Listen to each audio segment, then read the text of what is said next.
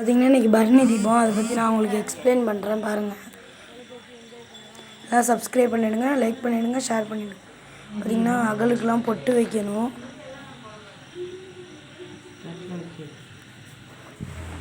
அதுக்கப்புறம் குத்து விளக்குக்கு பொட்டு வச்சுட்டு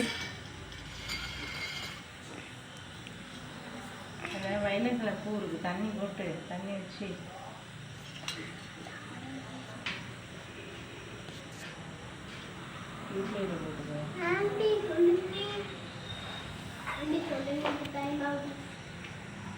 அடுத்து பார்த்திங்கன்னா குருளியில் பொட்டு வச்சுட்டு தண்ணி வந்து நிரம்ப ஊற்றணும்.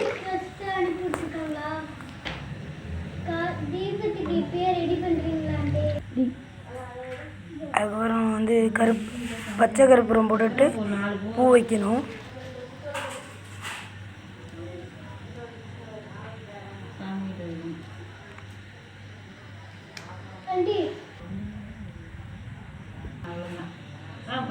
அடுத்து பார்த்திங்கன்னா வாழைப்பழம் வெத்தலை பாக்கெல்லாம் படைக்கணும் சாமிக்கு.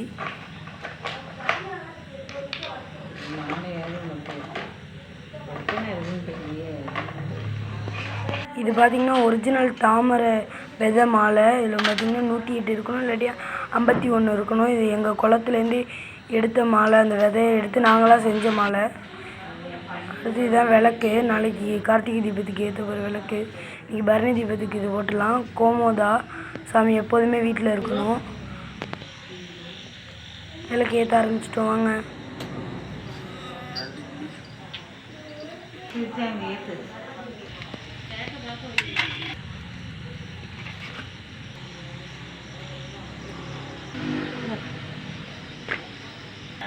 நம்ம டாமி கூட பார்க்குதுங்க.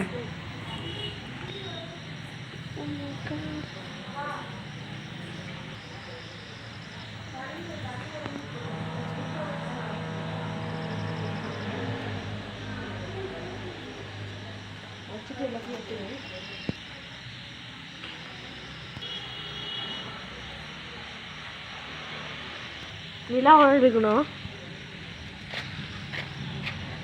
எடுக்கணும்.